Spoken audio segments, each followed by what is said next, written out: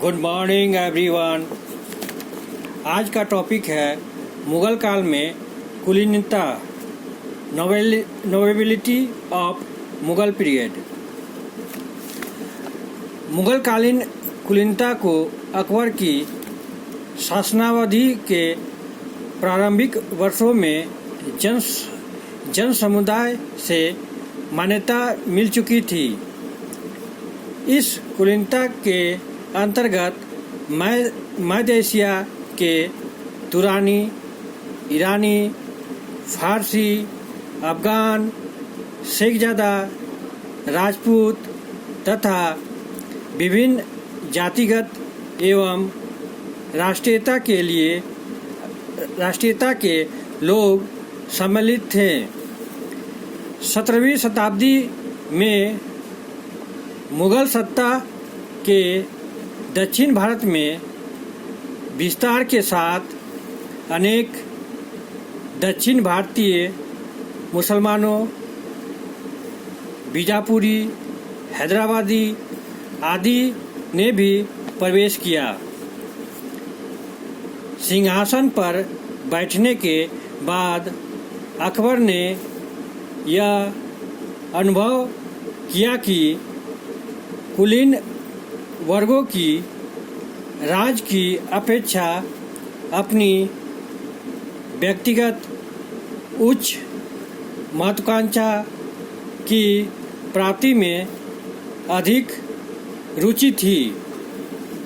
अकबर ने कुलीन वर्ग पर नियंत्रण स्थापित करने के बाद सभी वर्गों को साम्राज्य की मुख्य धारा के अंतर्गत लाने का प्रयास किया। परिणाम स्वरूप मनसबदारी प्रथा का प्रादुर्भाव हुआ। अकबर ने अपने शासन के 20वें वर्ष में कुलीन वर्ग, राज कर्मचारी तथा सेना वर्ग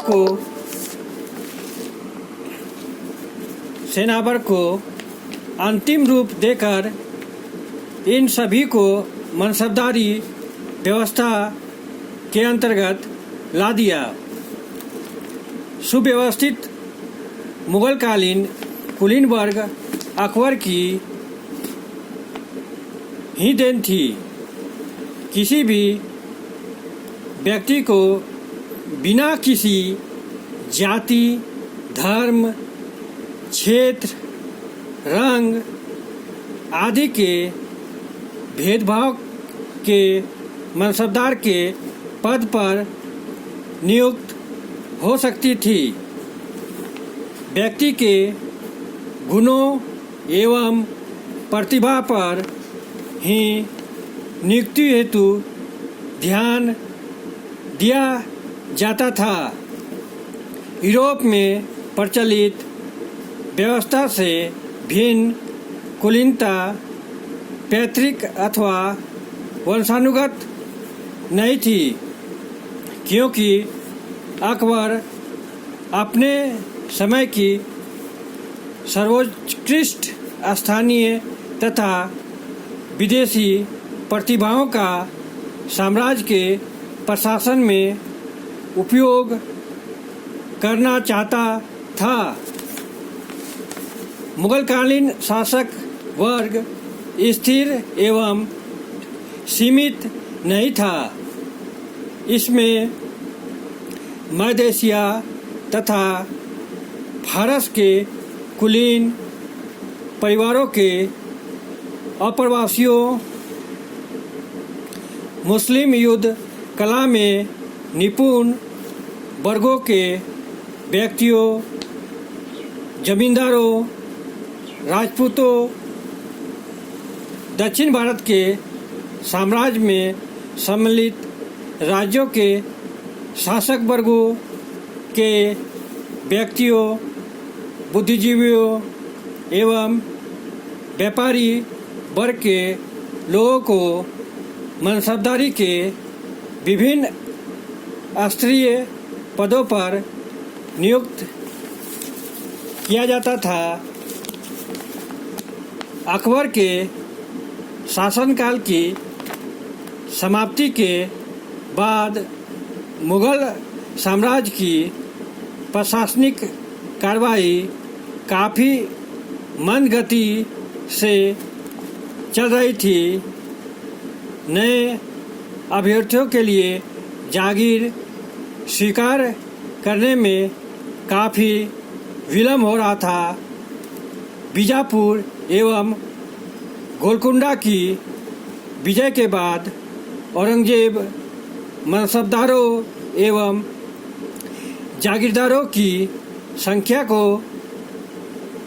सीमित करना चाहता था, लेकिन मीर बख्शी कुलीनों के दबाव में आकर मनसब स्वीकार करने के लिए अधिकाधिक आवेदन दे रहे थे। अनेक मनसबदार अपने बच्चों अथवा संबंधियों के लिए मनसब प्राप्त करना चाह रहे थे, जिसमें वे सफल नहीं हो पाए। इस निराशा ने निश्चय ही उनकी राजभक्ति को काफ़ी हद तक प्रभावित किया। औरंगजेब के उत्तराधिकारियों के शासनकाल में तो यह समस्या विकट रूप से सामने आई।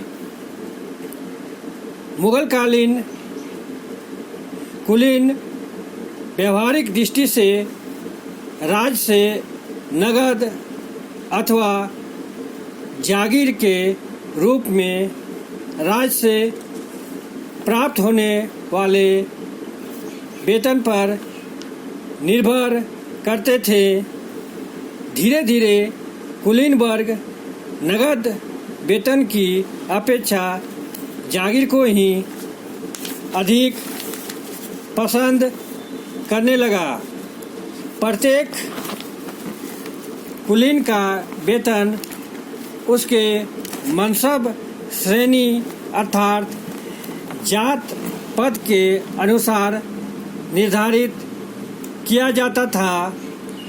कभी कभी कुलीनों को वह धनराशि दी जाती थी जो निम्न स्तरीय मनसबों को दिए जाने योग्य होती थी। ये जागीरें कुलीनों को वेतन के बदले में दी जाती थी। इसलिए कुलीन की मृत्यु के बाद आवंटित जागीर राज को पुनः मिल जाती थी। राजपूत शासक अथवा सरदार जिनके राज वतन जागीर थे, इसके अपवाद स्वरूप थे। मुगल कालीन कुलीन की अपने जीवन काल में संपत्ति मात्र विशेष अपराधों अथवा दोषों को छोड़कर सुरक्षित ही रहती थी। ऐसे कुछ साक्ष्य उपलब्ध हैं जिनके अनुसार सम्राट अपने समस्त मृत अधिकारियों की संपत्ति पर अधिकार का दावा करता था। मुगलों का अपना यह दृष्टिकोण था कि अधिकारी द्वारा एकत्रित समस्त संपत्ति राज की सेवा काल में ही एकत्रित की गई होती थी। अतः इस संपत्ति को भी कुलीन की मृत्यु के पश्चात राज को लौटा देना चाहिए। कुलीन की मृत्यु के पश्चात सम्राट सर्वप्रथम उसकी संपत्ति पर एकाधिकार स्थापित कर लेता था। तत्पश्चात कुलीन के विरुद्ध बकाया दे को उस समय मुतालिब कहा जाता था। बकाया दे राशि की कटौती कर शेष संपत्ति उसके वैध उत्तराधिकारियों को पुनः लौटा देता था। इस प्रकार सम्राट ने कुलीनों की समस्त संपत्ति को जब्त नहीं किया। उपयुक्त तथ्यों से यह स्पष्ट हो जाता है कि सम्राट ही सिद्धांत रूप में कुलीनों की संपत्ति का एकमात्र उत्तराधिकारी होता था और वह मृत कुलीन की समस्त संपत्ति का स्वेच्छा से निर्णय कर सकता था। ऐसे भी साक्ष्य उपलब्ध हैं जो यह दर्शाते हैं कि औरंगजेब ने कुलीनों की समस्त संपत्ति जब्त कर ली थी। इन्हीं शब्दों के साथ मैं अपने टॉपिक को यहीं विराम देता हूँ। अगर आप लोग को इस टॉपिक से संबंधित कोई भी प्रश्न हो तो कमेंट बॉक्स में जाके आप अपना प्रश्न पूछ सकते हैं। Thank you. जय हिंद।